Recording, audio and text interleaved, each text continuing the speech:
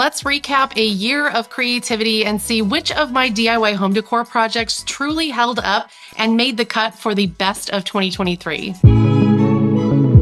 This year, I completed 27 different DIY home decor projects on this channel, and I'm excited to share with you my top 12 favorites that stood the test of time and that I would happily do again. Whether you've been with me through every project or you've just caught a few along the way, or maybe you're just joining us for the very first time, I think these projects will definitely spark some creativity and inspiration for your home in 2024. And before we jump into it, if you want to catch up or see any of these projects in full detail, I've linked below in the description every video where these DIYs have showed up. Alrighty, let's get started.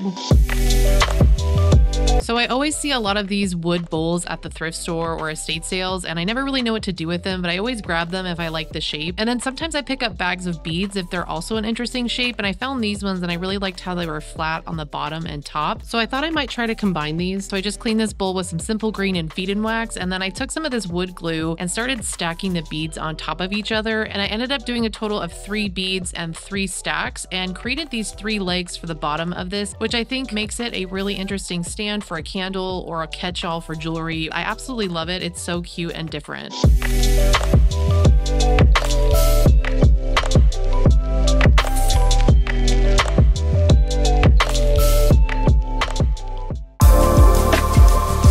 This was such a fun DIY because I found this office looking lamp at a Goodwill for like $8 or something, and I just really loved all the good angles that it had, so I wanted to accentuate those. So I sanded down 2 sides and painted them this kind of interesting minty chartreusey green, and then I painted the other sides white just to give it a little dimension, and I thought it also complemented the orangey toned wood. And then I found this placemat in the Easter section at the 99-cent store, and I thought it had such an interesting rattan material, so I used it as a base for the lamp just to give it some warmth and a little bit more texture. And I think the way that this turned out is so good, and I absolutely love the giant empire shade on it.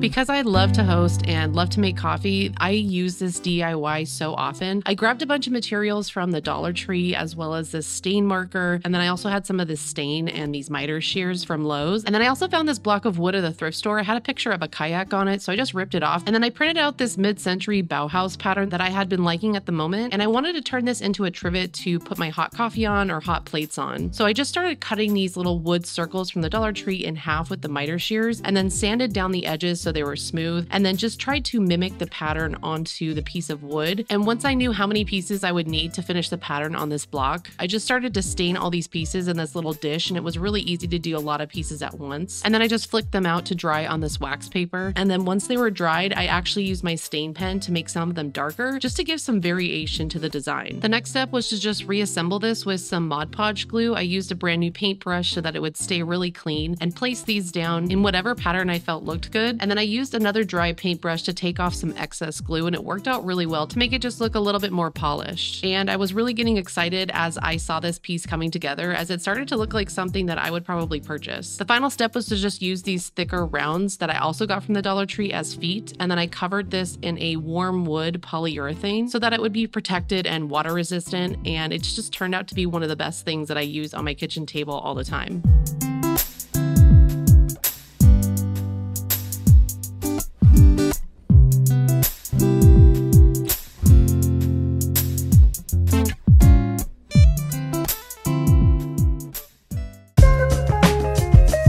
I think this is such an easy and impactful DIY. I got this little sign from the Dollar Tree, and I took off the backing and the blessed part and then painted it with this green spray paint. And I ended up using it as a shelf in a gallery wall just to give it some texture and a little bit more variety. So I just traced it out on a piece of craft paper and put it on the wall so I knew where I wanted it, and then just drilled it in with some concrete screws. And because the copper kettle didn't weigh much, I wasn't worried about it, and I think it added a lot of visual interest to the gallery wall.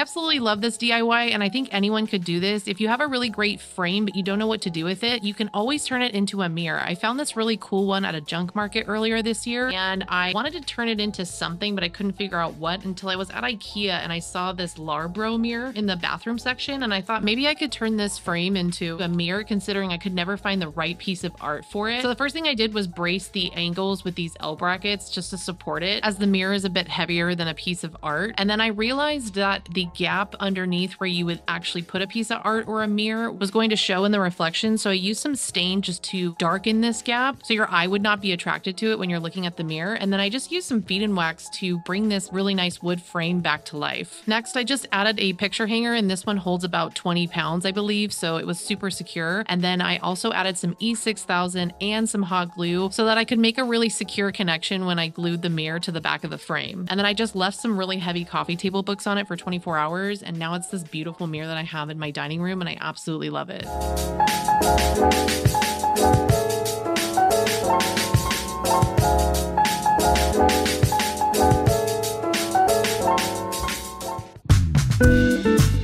I always think that adding a specific knob or handle can really upgrade a piece and make it feel super custom and high-end. So when I found this broken cart on the street waiting to be picked up for the trash, I knew I could flip it into something really unique looking if I used some of the cool knobs and handles I've collected over the years. And I found this bag of like moth cedar blocks that you put in your dresser or closet at a thrift store, and I thought one of these might be really interesting as a drawer handle. So I just got to sanding this one down and kind of rounded out the edges so that it felt like it was more of a handle than it was just a brick of wood. And then I stained it with some early American so that it would match the top of the bar cart. And then I just used this tape here to mark where I would want to drill the holes on this thing, and just did some pilot holes with a small drill bit so that it didn't split the wood when I drilled into it. And I think the final product was just this amazing, unique looking drawer handle, and I totally think it elevated the look of this bar cart.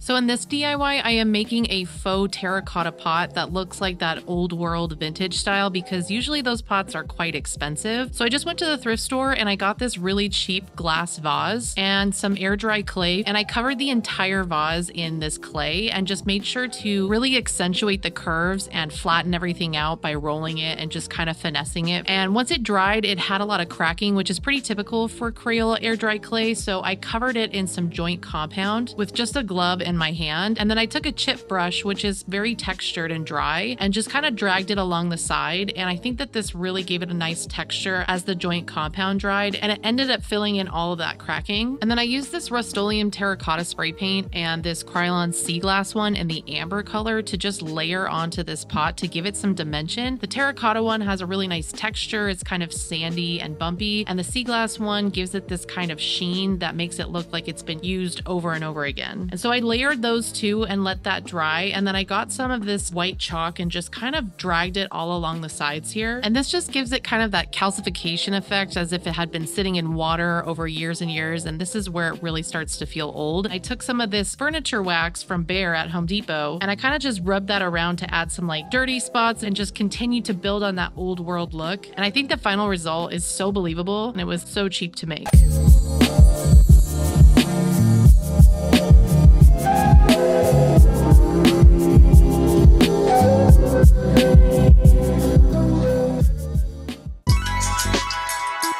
I recently added these stained glass decals to my dining room windows, as they're the first thing you see when you walk up to the house. The almost 100-year-old windows were recently replaced with new ones, so I wanted to bring back some of that old world Spanish charm to the house. These decals were really affordable, but they didn't feel complete until I added these faux peel and stick lead lines to connect all of the pieces together, because I think this just gives it a more of a realistic look. I've truly been loving this ever since, because it brings so much visual interest to the porch and to the dining room.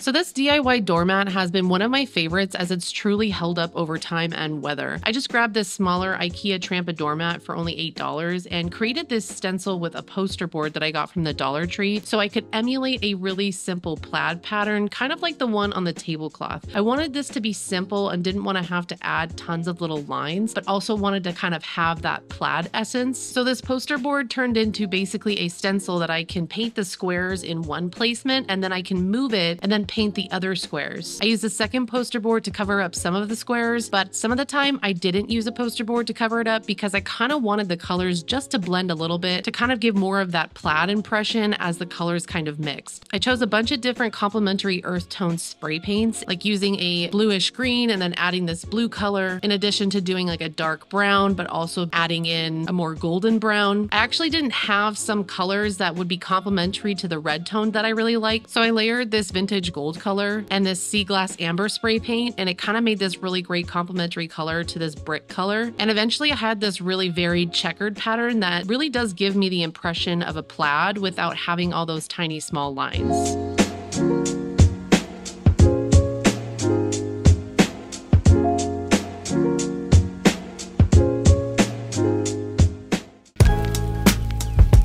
This is probably the coolest DIY I did this year, in my opinion. I somewhat inherited these chairs from Facebook Marketplace for free because I bought the matching buffet and the guy just wanted to get rid of the entire set. So I thought maybe I could restore them. So when I was at IKEA, I actually saw this dish towel and I was like, maybe I could use this to reupholster them because it was quite thick and it felt durable. So I just dismantled the chair and actually just ended up covering up the fabric that was already on here, as these chairs are from the 1950s and I wanted to actually use a little bit of the extra cushion on there. So the most challenging part of this was to make this linear pattern look straight on an angled object. And so I had to really finesse this for an hour or so. But the only way that I was able to really get this done was to have this electric stapler with these extra long staples. It went through both fabrics and the wood, and it gave it a lot of extra power and didn't break my hand in the process. The other thing you absolutely need when doing any kind of upholstery with any kind of fabric is a pair of fabric scissors, and these will easily cut through anything. And I just folded these corners over and stapled them down as much as possible to create this flat surface. And once I was done, they totally fit back on the chair perfectly. I also ended up restoring the wood frames in a really super easy, affordable way. So if you would like to check that out, definitely check out the link below.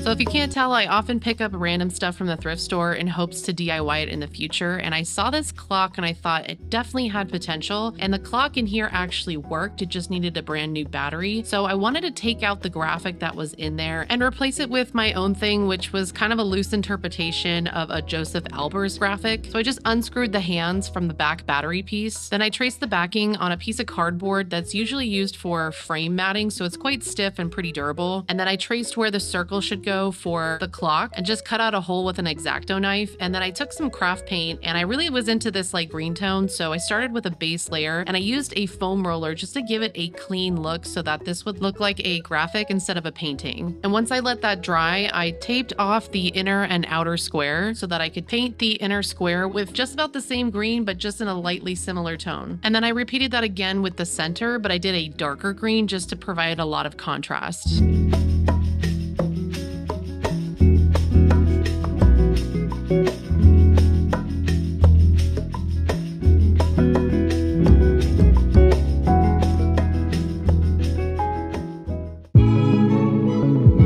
And this final DIY is just absolutely mind-blowing to me. I found this chair on the side of the road ready for the trash, totally ripped up, but because I recently discovered Angelus, who makes vinyl and leather paints and paintable repair filler for any type of leather or vinyl project that's been ripped or cracked, I decided this chair was the perfect piece of furniture to test this product out on. And the first step was to just sand off all of the ripping so I could get all of the extra fabric off of there. And then I just used a palette knife and this cream and filled in all the gaps. And I used about 1.5 2.5 containers of this to fill the entire chair. And then I let it dry overnight. And I realized in the morning, with a chair that had this much damage, there was definitely some raised parts of the dried filler. So I sanded it down again with a really light sandpaper to make it super smooth. And then I just put the leather paint in a paint tray and used a foam roller and covered the entire chair with one coat of this. And I believe it only took less than half of a bottle to cover the entire chair with one coat. And after letting this dry and adding another layer of the cream filler and another layer of paint, this was such a massive transformation. I absolutely love the matte black leather look, and I've been using it as a reading nook chair in my guest room until I find my dream chair.